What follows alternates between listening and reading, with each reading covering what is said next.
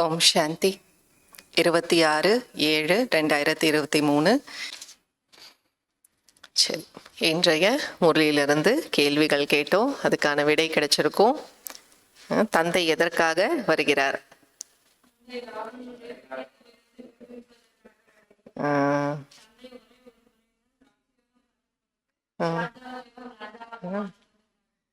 தந்தை வருவதே ஆத்மாக்களாகிய உங்களை ராவணனின் துக்கத்திலிருந்து விடுவிப்பதற்காகத்தான் வருகிறார். ராஜாவுக்கெல்லாம் ராஜாவா மாத்துறார். ஒரே ஒரு முறைதான் வராரு. ராஜயோகத்தை சொல்லிக் கொடுத்து நம்மை ராஜாவுக்கெல்லாம் ராஜாவாக மாற்றுவதற்காக வருகிறார். அடுத்து, அனைவருக்கும் ஜீவன் முக்தி கிடைக்காது ஏன்? சரி, இந்த ரகுபிரதர் சொல்லட்டும், சொல்லுங்க. ஜீவன் முக்தி அனைவருக்கும் கிடைக்காது ஏன்? பாபா சொல்றாங்க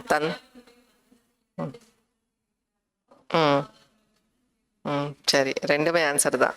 தந்தை குழந்தைகளை உயர்ந்தவர்களாக, அதாவது புகழுக்குரியவராக மாற்றுகிறார். ஆனால் அனைவருக்கும் சொர்க்கத்தினுடைய ஜீவன் முக்தி கிடைக்காது. எப்போது மாயையின் பந்தனங்களிலிருந்து விடுபடுவீர்களோ அப்போதுதான் ஜீவன் முக்தி கிடைக்கும்.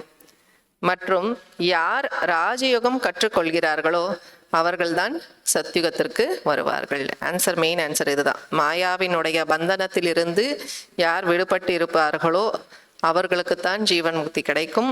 மேலும் யார் ராஜயோகம் கற்றுக்கொள்கிறார்களோ அவர்களுக்குத்தான், அவங்க தான் எங்கே வருவாங்க? சத்யுகத்துக்கு வருவாங்க. பாபா குமாரிகளுக்கு என்ன சொல்கிறார்? குமாரி சொல்லுங்க.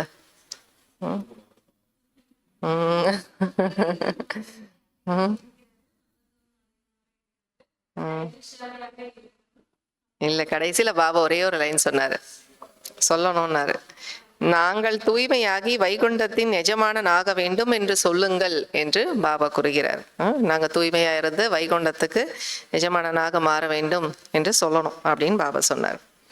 ஆசை என்றே தெரியாதவர், ஆசை என்றால் என்னவென்றே தெரியாதவர் எப்போது ஆக முடியும்?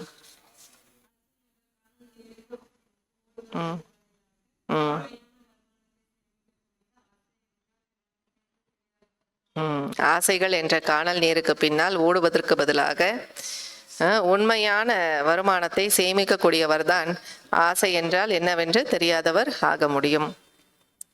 சரி, இந்த சைடு சொல்லுங்க. தடைகளை எப்படி கடந்து செல்ல வேண்டும்?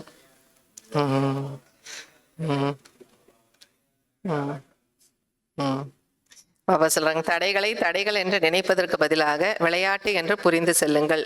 அப்போது விளையாட்டில் சிரித்து கொண்டே பாடிக்கொண்டே கடந்து சென்று விடுவீர்கள் அப்படிங்கிறார் பாபா. சரி, fill in the blanks. குழந்தைகள் இப்போது தன்னுடைய டேஷ் முன்னால் அமர்ந்திருக்கிறீர்கள்.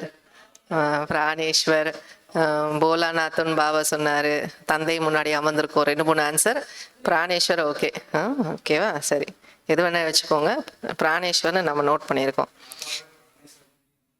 சொல்லிட்டாரு. ஆமா ஆமா, ஒரு வாட்டி சொன்னாரு. ஃபர்ஸ்ட் லைன்லயே போலாநாத் பிராணேஸ்வரம் இருக்கு, அதுவும் சொல்லியிருக்காரு. அதனால பிராணேஸ்வர் முன்பு அமர்ந்திருக்கிறோம். டேஷ் ஆவதற்காக டேஷ் வந்திருக்கிறோம். வைகுண்டநாதர் ஆவதற்காக திரிலோகிநாதனிடம் வந்திருக்கிறோம். மாயை டேஷ் உடையவராக ஆக்கிவிடுகிறது, சந்தேக புத்தி உடையவராக ஆக்கிவிடுகிறது. இந்த சைடு சொல்லுங்க. மீரா டேஷ் இருந்தார்.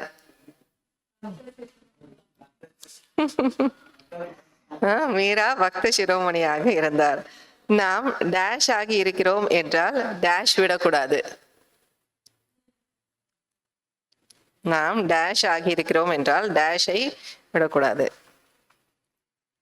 நாம் தந்தையுடையவராக ஆகியிருக்கிறோம் என்றால் பூமியே பிளந்தாலும் நம்முடைய தர்மத்தை விடக்கூடாது. சரியா தவறா? கரெக்டா சொல்லுங்க பார்க்கலாம். முதலில் விஷ்ணு மாலை, பிறகு ருத்ர மாலை. தவறு. ஓம் சாந்தி. தேங்க்யூ பாபா.